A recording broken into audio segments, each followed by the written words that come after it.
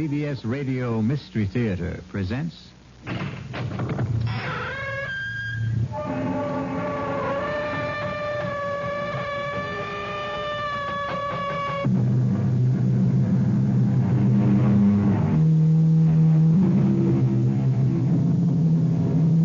in. Welcome. I'm E.G. Marshall.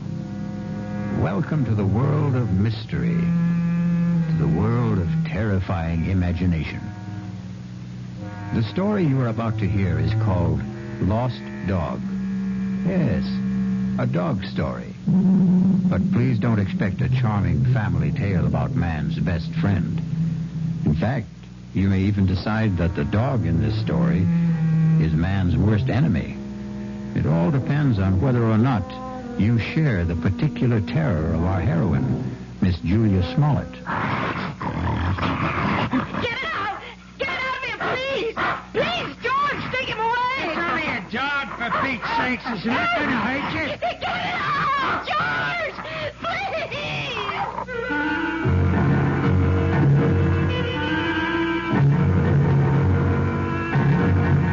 Our mystery drama, Lost Dog, was written especially for the Mystery Theater by Henry Slessor and stars Kim Hunter. It is sponsored in part by the Kellogg Company, makers of Kellogg's Special K cereal.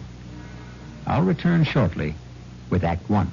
I'm Cliff Robertson, and I made a picture not long ago called Charlie, where I played the part of a man who was mentally retarded. I'd like to tell you a little of what I learned. Thousands and thousands of mentally retarded children are born each year. It can happen to any family, rich or poor. It makes no difference. Except some children are luckier than others. Some kids can be just a little slow in learning, but some will never learn much of anything at all. But every one of them can be helped, and that perhaps is the most important thing that I found out. These kids have a right to a chance to learn as much about how to live a normal life as they can. The National Association for Retarded Children and its nearly 1,500 local associations are helping to give them that chance. Will you help, too, by supporting the work of your local association for retarded children? Thank you. For children growing up in homes without books, there's a special emptiness.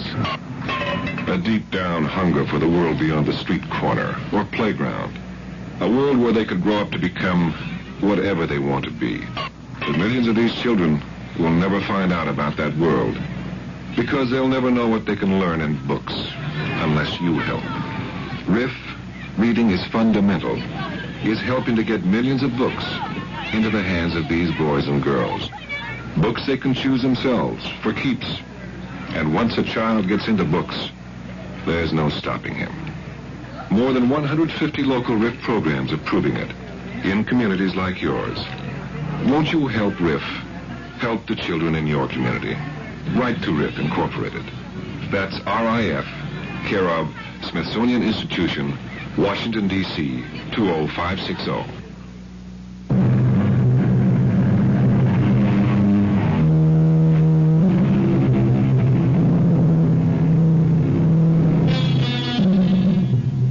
Our story begins in the quiet parlor of a small suburban house at the end of Elm Street. Well, not completely quiet, since young Ronnie Hughes is once again practicing his scales under the gentle, watchful eyes of his piano teacher, Mrs. Julia Smollett.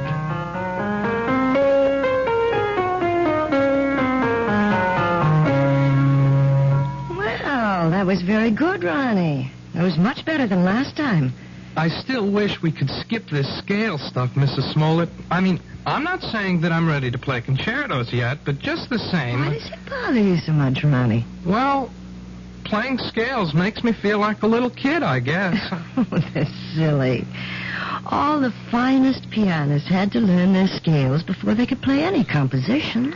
I guess it's my fault for starting to learn to play so late in life. Ronnie, 19 years old isn't very late in life. I'm 20, Mrs. Smollett. Are you already? Oh, now don't tell me you've been coming here a full year. No, just about 4 months. But my birthday was last week. It was on Thursday. You weren't well last Thursday. Oh, yes, that's right.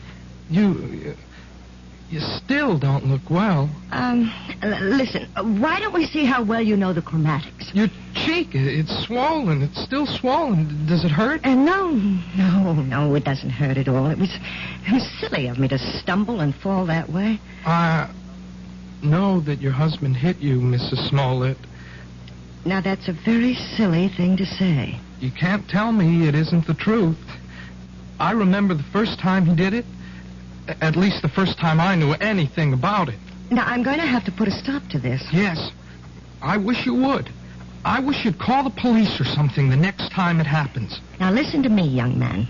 You've been listening to a lot of foolish town gossip. Then tell me it isn't true. What I'm telling you is that it isn't any of your business.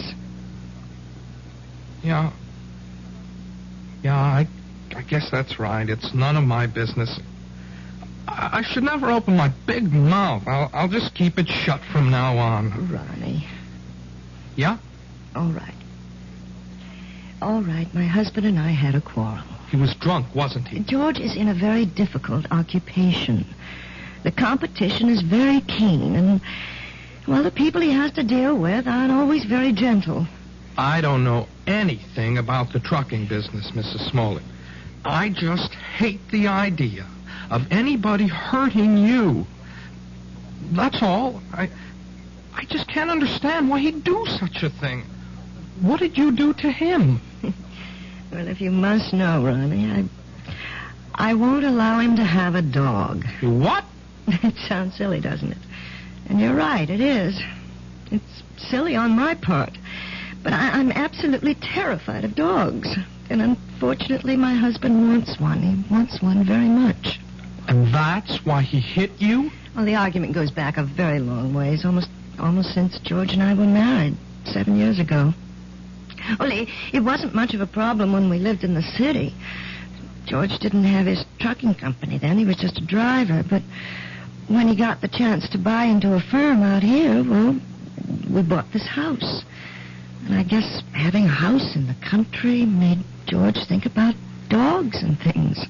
But I just don't see what's so important about it. Well, some things become important in marriage. Oh, now, just look what all this talk has done to the time. It's after 6:30. My husband's going to be home in half an hour, and I haven't even started dinner. Will he beat you for that, too? Ronnie, if you keep talking this way, well, I just don't think it would be wise to continue giving you lessons. You don't mean that. I'll see you on Thursday, Ronnie. Yeah. Sure. Bye, Mrs. Smollett. Goodbye, Ronnie. And happy birthday, Ronnie.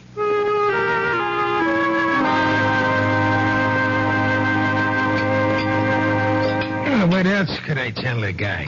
I had 2 semis in a repair shop. If I wanted the job, I had to use his equipment.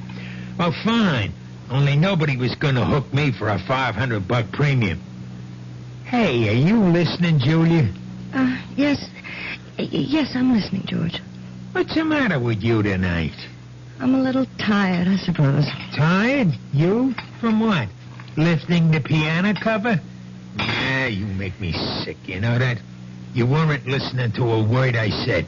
You don't care about what happens in my business. You never cared. Well, I never understood much about it. You always talk to me as if I'm one of your associates. I know what's eating on you. Think I don't know?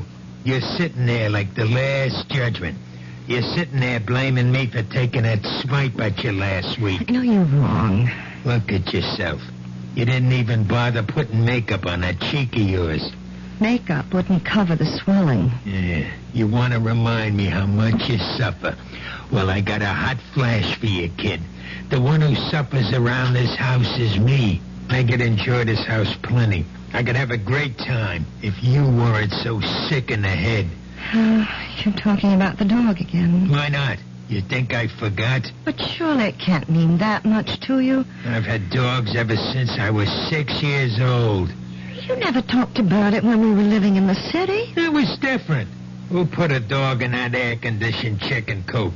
But now we've got a house. A real, honest-to-God house, Julia. A house needs a dog. Oh, George, you know I feel terrible about saying no, but I can't help myself. It's just something in me. It's a phobia, I guess, but dogs terrify me. Even small dogs, tiny, harmless little dogs. I go to pieces when one comes near me. It's all in your mind. Yes, but isn't that enough? No, not for me it isn't. Can't you understand that it's like a sickness, like a disease? Okay, so if it's like a disease, how come you never got cured? How come you never saw a doctor about it? A doctor? Yeah, that's right. You're telling me you're sick? We'll just find out. Well, where are you going? I'm going to get you an appointment, a doctor's appointment. I'm calling Dr. McCann right now. At this hour? I'll call him at home and make an appointment for tomorrow. We're going to settle this thing once and for all.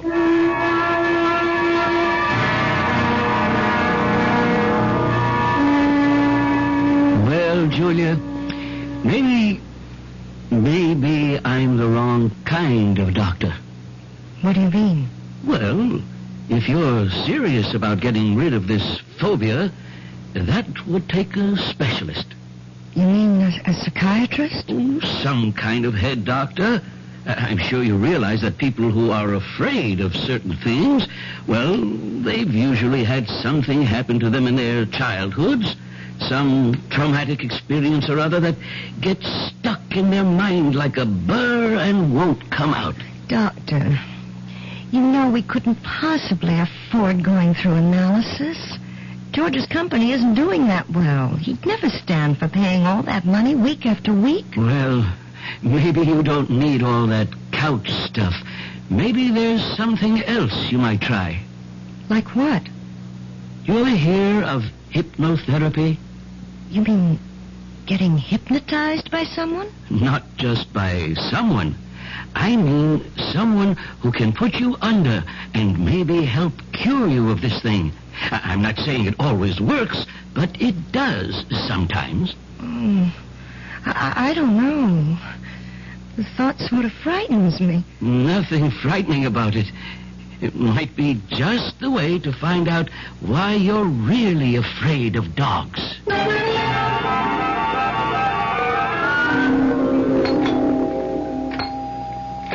1 minute. What'd you do? Forget your key? Yes, George, I'm sorry. Where you been so late? It's almost 7:15. I went to a movie after I saw Dr. McCann. I was just so nervous. I had to get out of myself, so I went to this movie, and it lasted longer than I thought it would. Oh, that's great. Just great. Now what happens to my dinner, huh? Dinner's all ready. All I have to do is heat it. That's a fine thing. I come home early to surprise you. You're not even here. I'm sorry, George. Oh, do you think you should have more to drink now? I mean, it won't take me more than 10 minutes to get dinner on the table. Never mind how much I drink. Besides, I'm in no hurry for dinner. I want to know what the doctor said. Well, it's just as I told you, George. There's nothing Dr. McCann can do for me. It's not something that can be cured with a pill. There's gotta be some way. Well, he suggested that maybe a different kind of doctor, a hypnotherapist. A what? Someone who hypnotizes you, who tries to make you go back into your past. Sounds like a lot of junk to me. Well, it might do some good. I really don't know. I'll tell you what would do some good. A little direct action. That's what you need. What are you talking about, George? The only way to learn how to swim is to jump in the water, right? Well, that's what you need, Julia. I simply can't make you understand, can I? Well, maybe I can make you understand. Forget it. You want to get that dinner ready? I'm hungry. Yes, I'm going now. Look, why don't you change first? Change? Yeah, your clothes. Get more comfortable. Well, Yes, I think I'd like to do that, George. I won't be long. George! George, there's a dog on our bed. A horrible big dog. Take it easy. That's my surprise. That's a teller. Get him out of here. Please, George, take him away. It's only a dog, for piss sakes. He's not going to hurt you. Get it out, George! Please!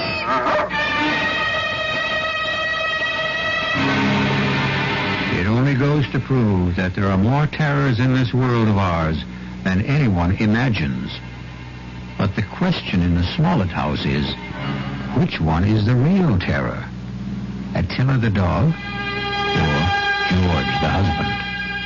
We'll learn more about both of them when we return shortly with Act 2. Hi, son. Hi, Mom. Hi, Dad. Hi, Junior. Kellogg's Special K presents Junior Gets Up.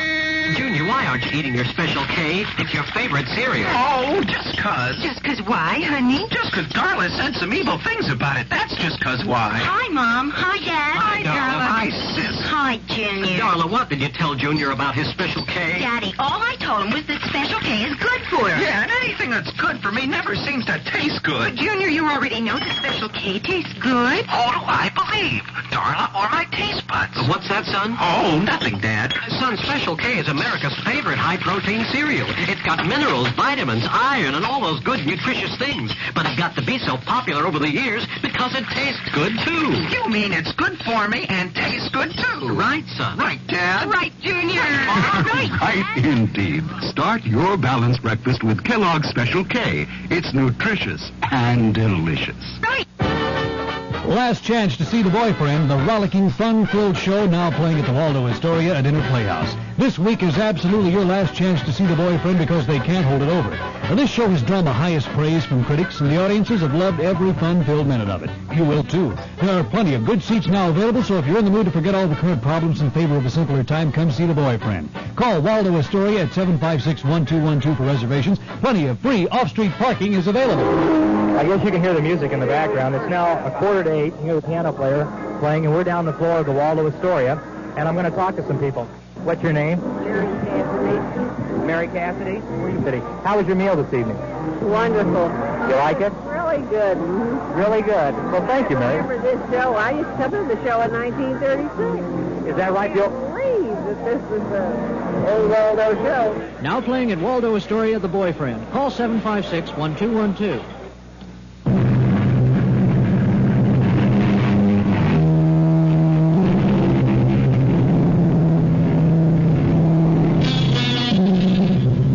Return to the plight of Mrs. Julia Smollett, the woman whose nightmares take the shape of a barking dog. How long do you want me to board the animal, Mr. Smollett? I don't know. Until that wife of mine gets her head on straight, I guess. Beg your pardon? My wife doesn't like dogs. Took one look at Attila and screamed the house down. Well, some women get scared of Dobermans. This dog's only 6 months old, for Pete's sakes. Practically a puppy. Can you board my dog until my wife gets through with her treatment? Treatment? I don't think I understand. Just give me a straight answer. Oh, yes, sir. Certainly. We'll take the dog for as long as you like. We'll see how long that is.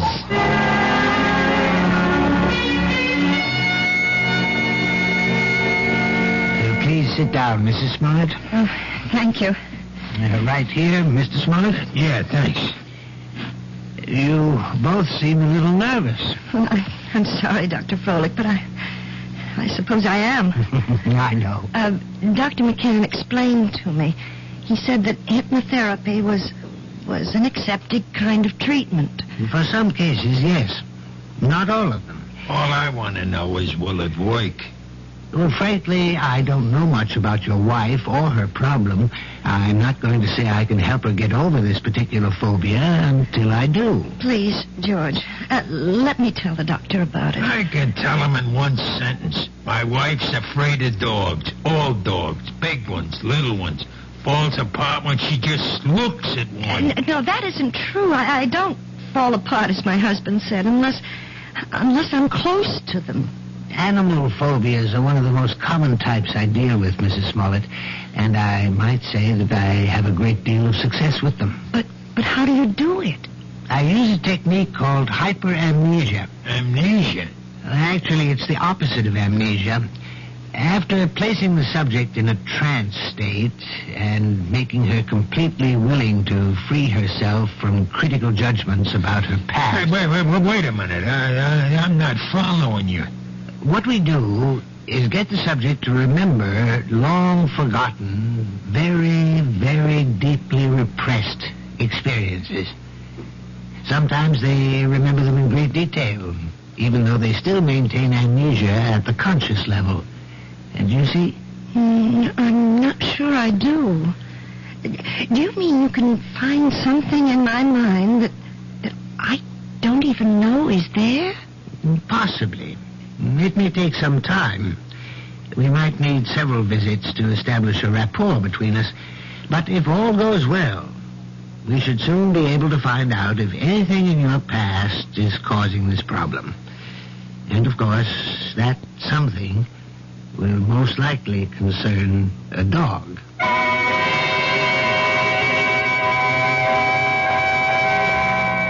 That wasn't one of Hank's longest passes, but it was a bullet right at Joe Flax, deep in enemy territory. George? 3 minutes left in the half. You home already? Whether or not the Rangers Yes. try to go all the way. Well, what happened? How'd it go at Frolics?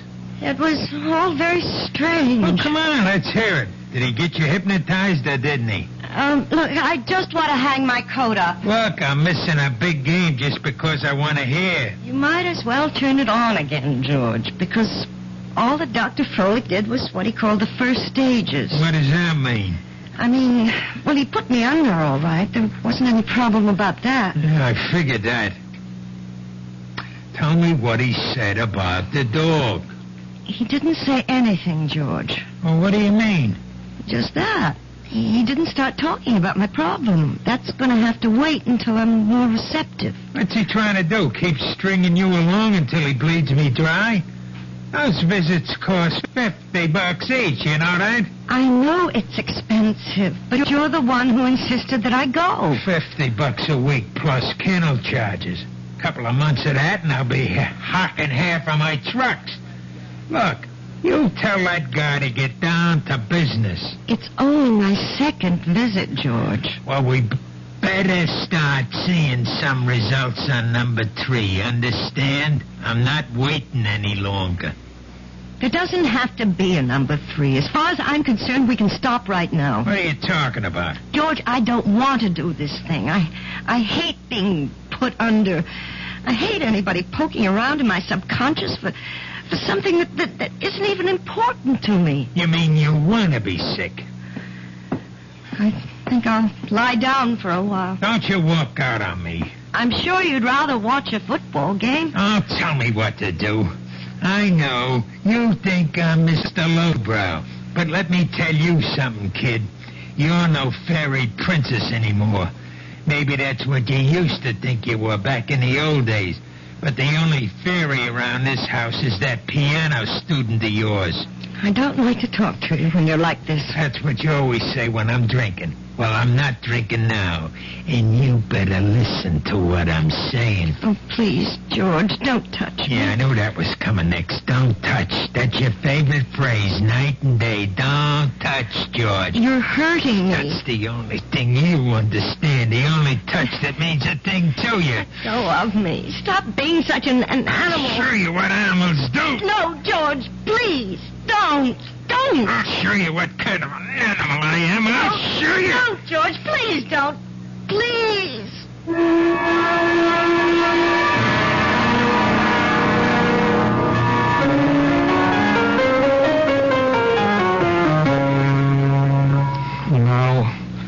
I guess that wasn't much better, was it? What? You didn't think much of the performance. I mean, it wasn't exactly Horowitz, was it? No, it was perfectly all right, Ronnie, really. But you're not all right, are you? Oh, yes, I'm fine. You look awful. No, I didn't mean that. You never look awful. But you're acting so funny today. I'm sorry. I guess I have something on my mind. Can I take a guess? No. What you can take is the next page of this lesson. Listen, Mrs. Small. Look, can I call you Julia? Oh, really, Ronnie? I know. You're going to give me all that stuff about teacher-student relationship. Only I'm sick of calling you Mrs. Smollett. I hate it. I hate it because it's his name. Ronnie. No. You're the most important thing in my whole life. Please, Ronnie. I don't want you to say things like that. They're not true, and they're just making it impossible for me to teach you. You know how I feel about you. I'm sure you do. You're just too smart not to have seen it. I know that you're 20 years old. Is that why you don't want me to talk about it? Because I'm younger than you are? It's flattering that you feel that way, Ronnie, but I know it's just a little crush you have. Boys go through that sort of thing all the time. Boys? Crush? Look, you're treating me like a kid. If you ask me, that's why you keep me on those damn scale exercises all the time, so you won't have to think that I'm any more of a man than those 10-year-old kids that you teach all the time. No, Ronnie. I know you're a man. Of course I do. Well, if you think that, treat me like one. Just once, please. Please. Let me kiss you, Julia. Just once. Ronnie. Please, Julia. Ow. What is it? What's the matter? It's nothing. I just bruised my neck a little, and when you touched it... Neck? Yes, it's nothing. Is that why you're wearing a scarf today? Let me see. No, Ronnie, don't. Oh, my God. It was just an accident. Nothing but an accident. You're all bruised. Your whole neck. Look at it. I can see more bruises. Down the shoulder. What did he do to you? Please don't talk about it. I can't bear to talk about it. You don't have to. Julia, you don't have to. But he's going to talk about it. With me.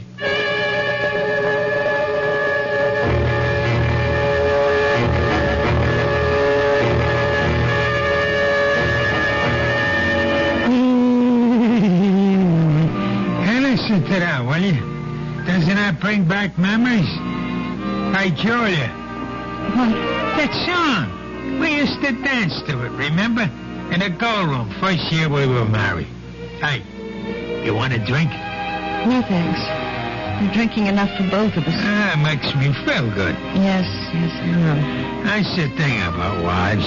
They ought to do what their husbands do. A man needs a pal, not just a wife. I'm sorry that I'm not a pal, George. That's why I need a dog, you understand? A man's got to have a friend. Somebody who understands him, you see? You really think that dog, what's his name, would understand you? His name's Attila. Attila. That's an awful name for a dog. A frightening name. Everything scares you, even names. Oh, who the heck is that? I don't know. Hello, Mr. Smollett. Hey, what is this? Since when do you give piano lessons at night, Julia? Ronnie, what are you doing here? I didn't come for a lesson. I came to talk to Mr. Smollett. You want to talk to me? About what? May I please come in, sir? Yeah, sure. Come on, Sonny. Ronnie, you shouldn't have come here. I won't stay long. I just want to say something to your husband. Sure, kid. Go ahead. I wanted to say that I know what you're doing to Julia. I know how you've been hurting her, and I won't let you get away with it. What was that? Ronnie, no. Oh, look, even if she doesn't want to say anything about it, I will. You touch her again, I'll go to the police. I mean that. See, there are laws in this country. I think maybe I'm hearing things. I swear, Mr. Smollett, you ever hear her once more, you're going to go to jail. So I'm going to jail, huh? And you're going to put me there. Ronnie, I begged you not to do this. No. It's okay, Julie. I like hearing this. I mean, I want to know what the younger generation is thinking. You don't want me to hit my wife anymore, is that it? That's it. You sure you know the difference between hitting and just giving little love taps? Please, Ronnie, go. Go right now. I mean, maybe you made a mistake, kid. For instance, this is a love tap. Oh, George! Now, that's a love tap, Ronnie, baby. This is... Oh, George, stop it! Don't! You see the difference, kid? You better be sure you know the difference before you talk to the cops. George! George, no! Oh, no!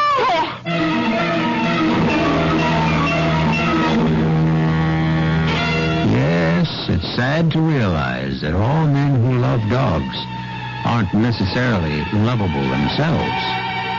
But obviously George Smollett is a man who believes that brute force trains people as well as animals. He may be right in some respects, but perhaps he should be aware of the old saying that every dog has his day. I'll be back shortly with Act 3. I'm Hy Brown, producer of Radio Mystery Theater. And as you may imagine, I'm excited about this new adventure in modern radio, this new statement of radio's marvelous power to stir the imagination. Now, we're wondering about your reaction, about who you are and how you like what we're doing. So to encourage you to get in touch with us, we're holding a drawing for 3 weeks. 50 prizes a week, 2 AM/FM stereophonos, 2 travel clock radios, and 46 anthologies of modern suspense. Just mail us your name and address, and you're eligible. Of course, we'd like knowing whether your glad radio drama is back, but name and address will do it. To Mystery Theater, Box 50, Radio City Station, New York, 119. That's Box 50, Radio City Station, New York, 119. All for good everywhere, unless locally prohibited. You know, you hack it through life, and you struggle to get a lot of things. But the one thing you really want is for someone to say, hey, you did a good job, or to really care how you feel. Maybe even look up to you. Ain't it funny? Those little things. And so you fake it a lot, and you pretend you're a winner. You pretend you're something special and that you're worth loving. But it don't work. And that everyday kind of love, it didn't happen. So I just got tired of faking it. Trying to be somebody else. And I can remember saying, look, I'm sorry, but I don't know everything. I can't do everything. And I make mistakes. And you know what? That's when they started to say they love me.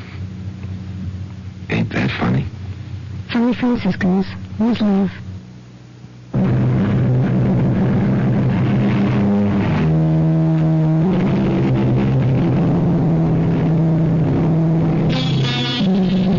An important day has arrived in the life of Julia Smollett and her husband George, because Julia is on her way to the offices of Dr. Froelich, who has promised that this is the day which may bring her back to the forgotten days of her past. Perhaps to the very day when she equated the word terror with the friendly eyes and wagging tail of man's best friend. This better be the payoff. That's all I've got to say. I hope you're not disappointed, George. Well, at least you're talking to me.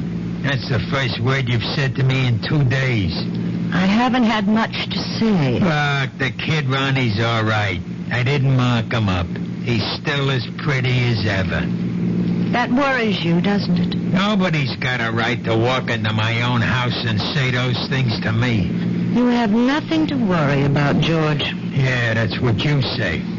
$50 a visit is something to worry me, and $40 a week for the dog, and a lot of other things. We've also lost a piano pupil. I suppose you realize that. Who cares about that? Ronnie paid $20 a week for his lessons, George. I won't miss it. Not as much as you'll miss your little Prince Charming.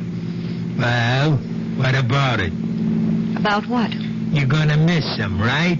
You're not gonna have any shoulder to cry on, are you?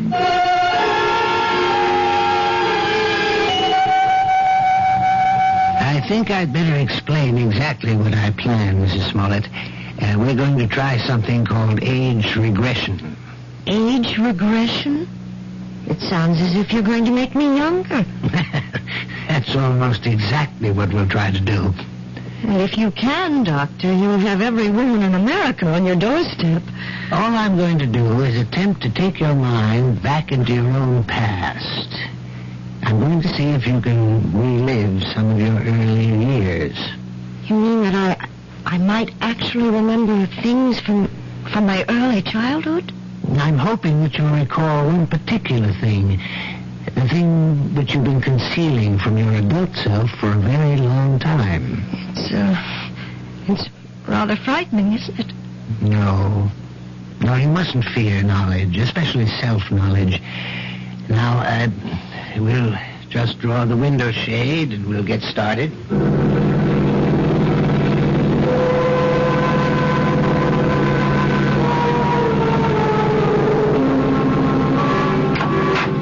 Mr. Smollett, would you like to come inside? Me? You mean you're all through so fast? No, we're not through, but your wife is in a deep trance, and I thought you might want to be here when we begin the age regression attempt. Well, sure, if you want me in there. Hey, she looks like she's asleep. But she isn't. Hypnosis only resembles the sleep state, but it's not. Mrs. Smollett is very much awake. Yeah? Mrs. Smollett, Julia, you may open your eyes now. Ah, that's fine. Now, tell me, do you know what day it is today? Yes. Wednesday. No, you're wrong. It's Friday, Julia. Is that right? Yes, Friday. No, Julia. It isn't Friday either. Do you know what day it is now? No. I don't know what day it is. In fact, right now you don't know the day or the month or even the year, Julia, do you? No.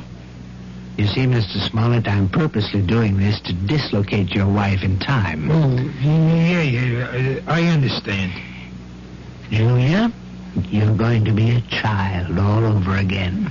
You're going to see and hear and feel everything you did since you were a baby. And you're going to tell me everything I want to know about what you see, hear, and feel. You're going to answer all my questions starting right now. You understand? Yes. Julia, you are 1 year old. Do you hear me? You're an infant, only 1 year old. Tell me what you know, Julia. Tell me if you're afraid of dogs.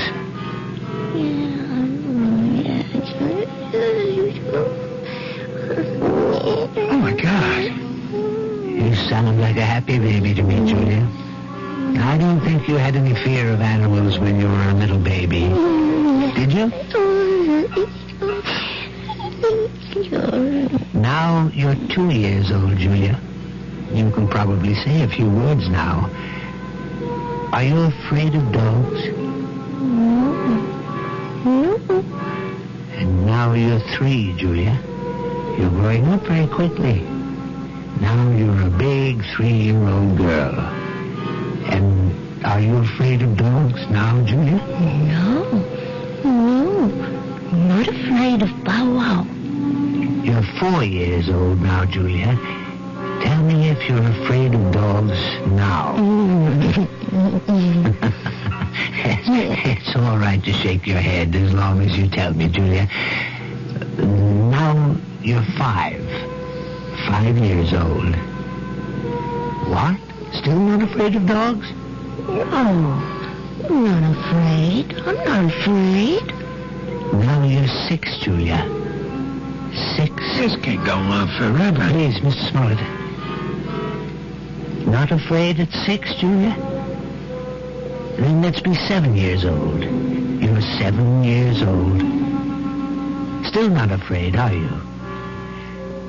Now, what about 8? You're an 8-year-old girl now. Topper.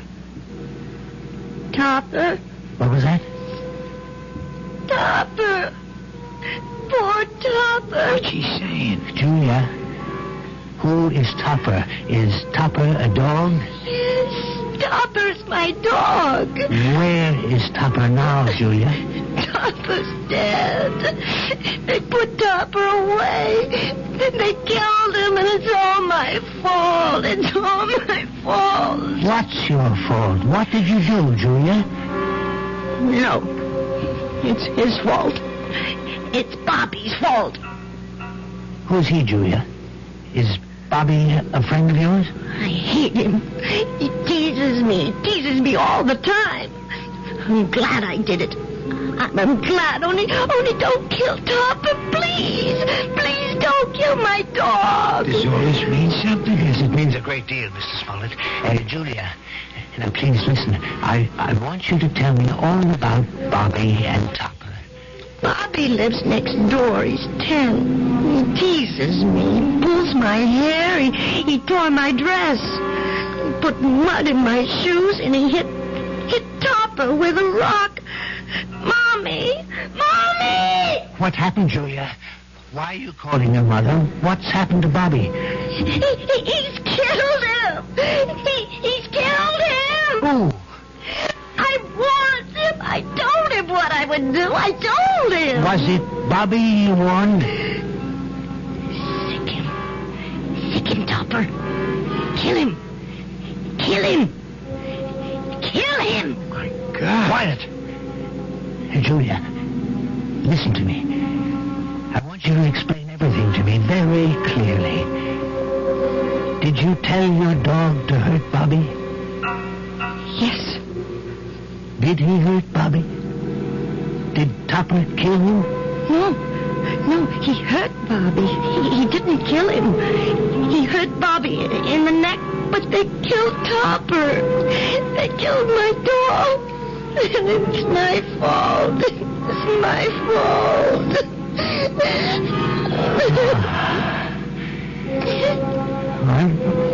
I think we found the lost dog.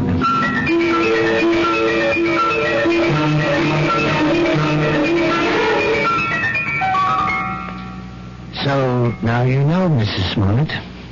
Now you may be able to understand. It was this one incident in your childhood, this one tragedy of your past innocence, which is responsible for your phobia. More than anything, you have a strong feeling of guilt. You blame yourself for what happened to little Bobby, when in all likelihood you were not in any way at fault. No, Dr. Froelich. You're wrong about that part. It was my fault. I remember it all now. You probably just wished that Topper would turn on the little boy, and you saw your wish become a reality. So you accused yourself of a crime. I didn't wish it. I told Topper what to do. I hated Bobby so much I wanted him to sink his teeth in that little boy's throat. Well, at least you brought it all into the light, Mrs. Smollett. And something tells me that it won't be long before you'll willingly accept the love and friendship of a dog again. Mrs.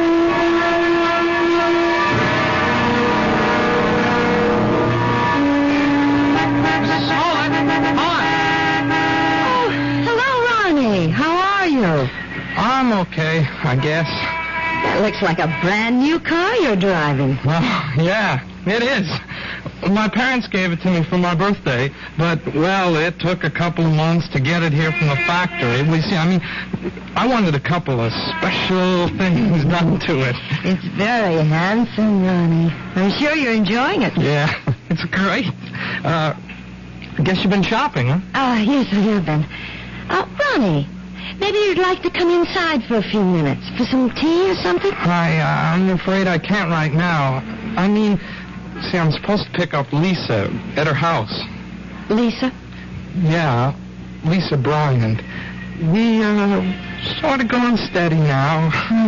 Yes, of course. Well, it was very nice running into you, Ronnie. Yes, it was. Hey, by the way, you're looking, well, I mean, you seem real fine these days, Mrs. Smollett.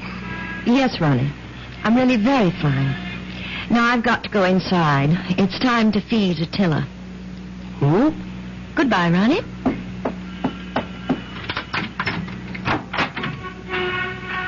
Attila! Where are you? Attila? Here, boy! Oh, now where's that animal? Oh, well, I suppose he's playing in the yard or something. Oh, well, maybe he's in the bedroom. Attila? No, not in there. Oh, I see George's jacket's back from the cleaners. I hope they haven't taken all the smell out of it. No, they couldn't do that. Nothing will ever take the smell of George out of anything. Now to find that animal. Attila! Where are you? Attila? Are you here? Oh, there you are. Oh, for heaven's sake, are you still tied up, you poor thing? Oh, well, don't worry. I'll have you out of that in a minute. We can't have you tied up, can we, boy? We can't play our little game if you're tied up. Yes, that's a good dog. Good boy, Attila. Now, let's play our little game. See the jacket, Attila? See? Smell the jacket, boy. Go on, smell it.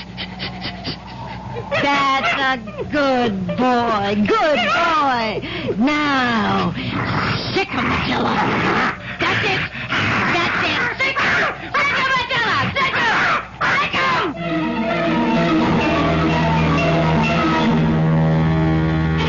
Who said a dog has to be man's best friend?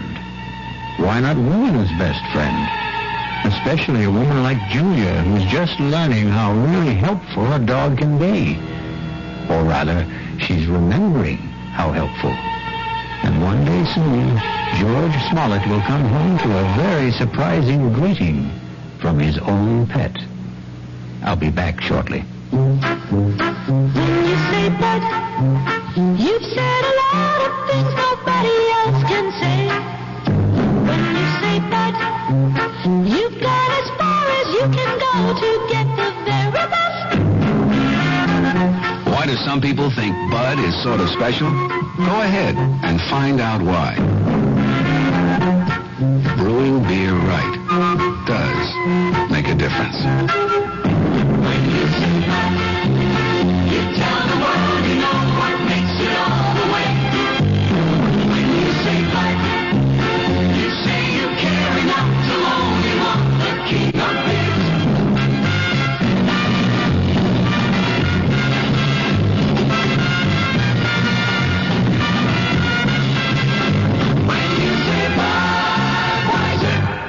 You've said it all. Anheuser-Busch, St. Louis.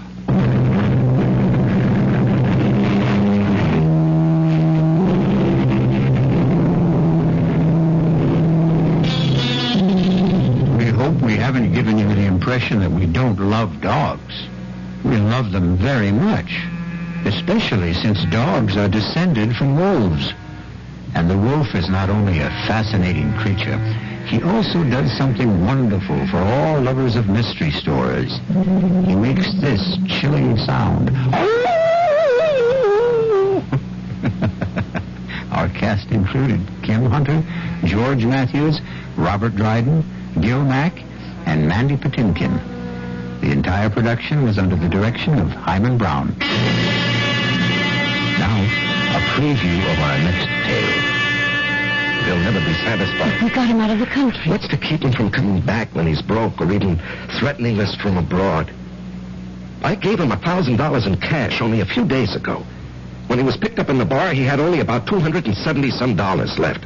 In a matter of 2 days, he'd squandered over $700. But if he were made to understand that the sum agreed on was all he was going to get. Can I make you understand? We're not dealing with a rational, honest man. What can you do? There are only 2 things one can do about a blackmailer. Keep on paying and paying forever. And the other? And the other, kill him. Radio Mystery Theater was sponsored in part by Anheuser-Busch Incorporated, brewers of Budweiser. This is E.G. Marshall inviting you to return to our Mystery Theater for another adventure in the macabre. Until next time, pleasant dreams.